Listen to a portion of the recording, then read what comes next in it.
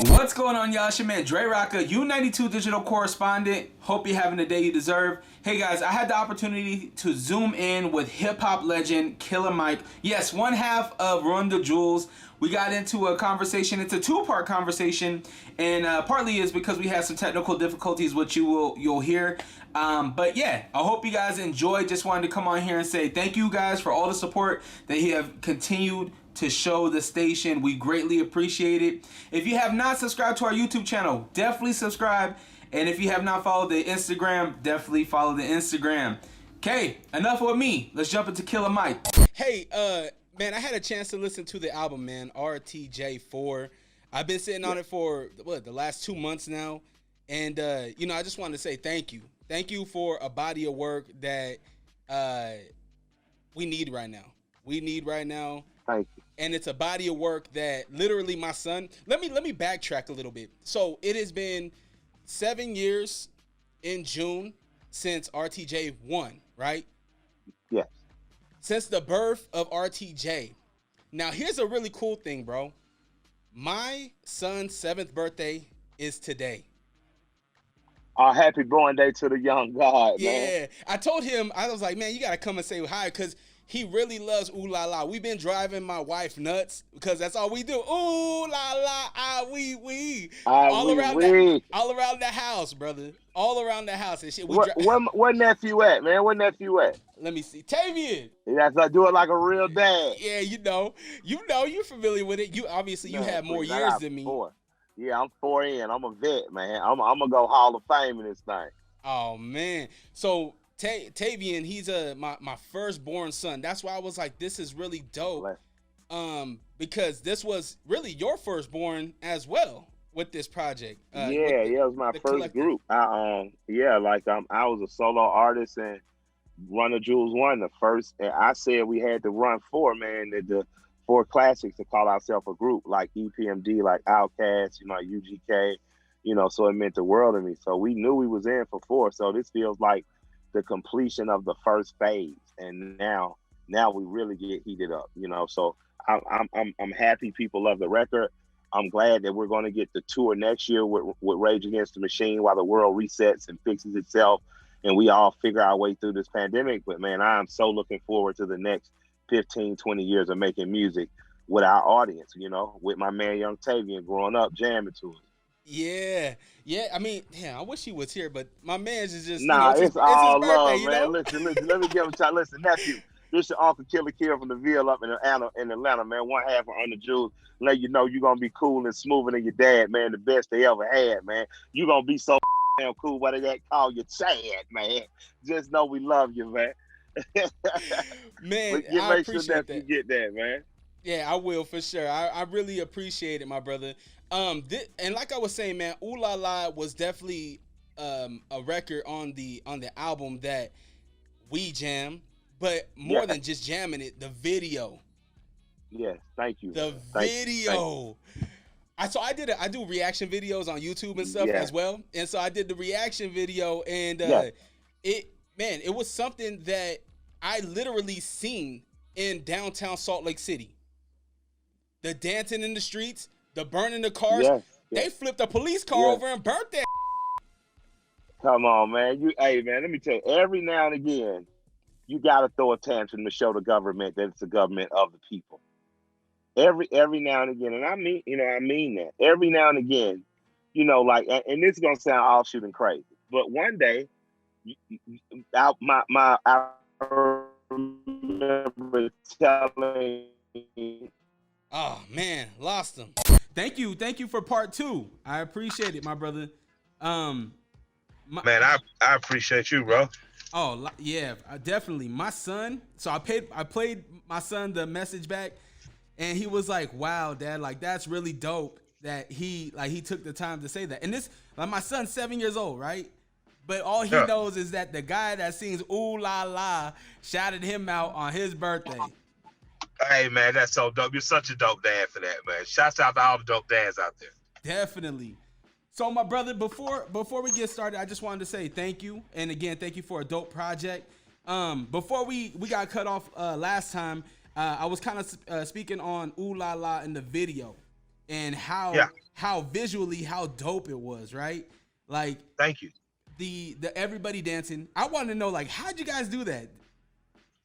The directors Brian and Viv, man, they imagined a world that was not in need of money, and that where one humanity and love and just jamming and dancing. Like hip hop's birthday just was a couple days ago or a day or two ago, and it's 50 years of kids getting together in parks and celebrating. And if we ever manage to get a hold of these systems that kind of drive power and corruption and greed, that's what we kind of feel like. So Yeah.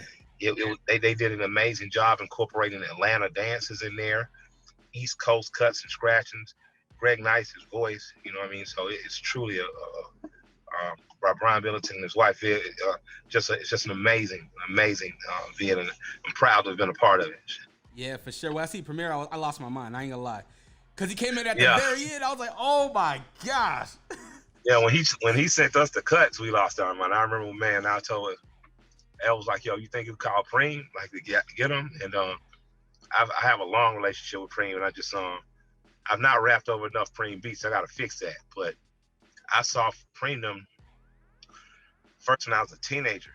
You know, I saw Gangstar perform in those clubs. It was like 500 people clubs.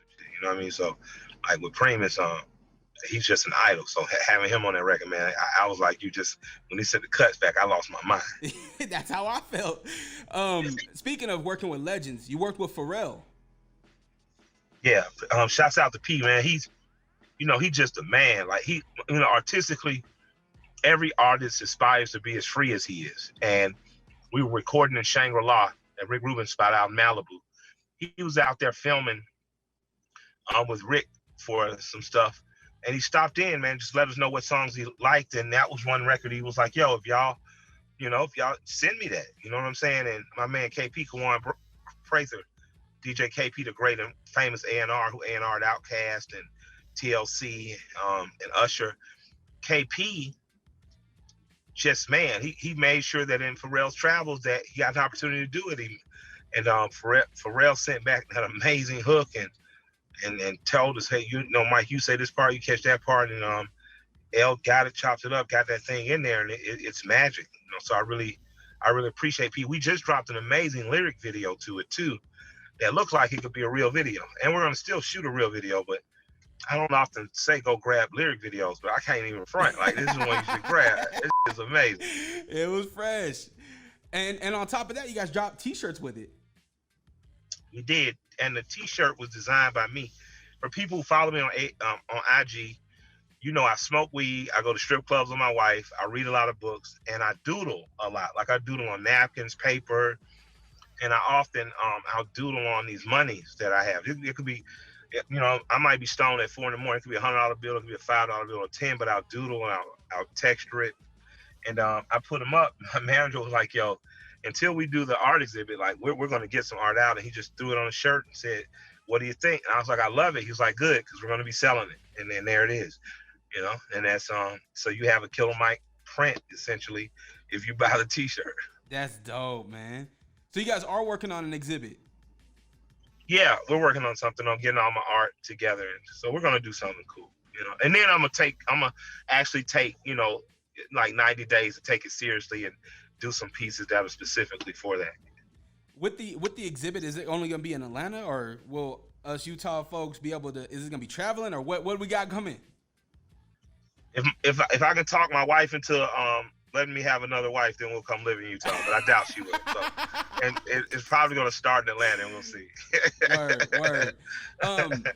I feel like this project had a lot that came with it. The artwork alone, and the opportunity for artists to actually have the opportunity to remix the design, right? Yes. Can you tell us a little bit more about that? I just saw it, man. Tim, who did the art, is amazing.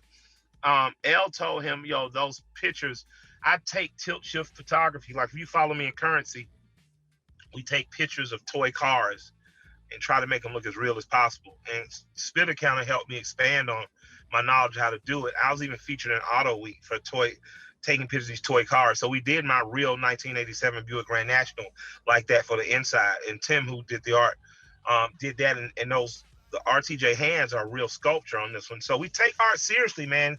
You know, hip hop is beautiful when the music is beautiful and the artistic expression is beautiful in terms of DJing and wall art and dance. So we take all of it seriously, and not like pretentious or full of ourselves, but any opportunity to use artists, whether it's Nick Gazin doing the original logo, or Ian Clare, who started as fan art and is now essentially, we retain him for projects throughout the year, or Tony Coppin over in Amsterdam. Like, all these are people we met through art, you know what I mean? And all of these are people we use because we're fans of theirs and of their art. So, you know, we take the artistic part very seriously.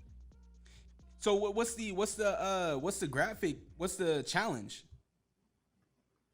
The challenge. I don't know the total challenges, so I've been doing a lot of interviews, but I do know that they have people submitting new art now, and we're going to use them in some way commercially. So essentially, people are going to get a gig out of us. I seen one online. I think it was the logo over the Shanghai Bridge, and it looks super dope. I haven't seen that one. I saw the one that was a chain holding the logos together, and it was in 3D, and it was marijuana infused in it. It looked so good, I tried to smoke my phone.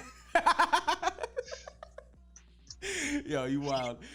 Speaking of marijuana, so you guys just dropped the Ooh La La strand with collaboration with Burner, or what? With Burners and Cookies. Burner and Cookies. Burner is, of course, a homie, a very talented musician and an incredible business mind. He started the Cookies brand, and they are a dominating force in marijuana. And hooked us up with the Lemonade guys, and we got a strand, an RTJ strand, that's a sativa and indica hybrid. I think it's mostly sativa because it makes my brain move a lot more. And that's not always a good thing, but it comes in with a light, beautiful body high. So it's a great combination. I think we got it right, and I look forward to being in marijuana a long time. Definitely. I just got a couple more questions. I know you're a busy man. So do we get a trigger warning too? I don't know, man. We're going to get Michael back on TV, and wherever I go, those thoughts and type of show goes. But and with trigger warning, I don't know. I guess Netflix has to say that part. But I really am happy that they allowed me to get it out, and that we did something so dope. And I'm happy that they're doing things to invest in my community, whether it's giving to Black colleges or investing in Black banks, or more than anything, investing in Black creatives. So, you know, I encourage them to keep doing that. I appreciate them giving me that opportunity, and I know we're going to do some dope in the future too. So look forward to Mike being on TV and just as provocative programming coming as Trigger Warning did. Nice. Thank you, my brother. One more question. So, my brother, I follow you on IG. I see you hitting the weight loss. You know, I've been seeing you sweating. Sweat the day, don't regret the day. Thank you. Yeah, exactly. So I am also a brother that is on his weight loss journey. You know what I mean? I've lost 70 pounds, my brother.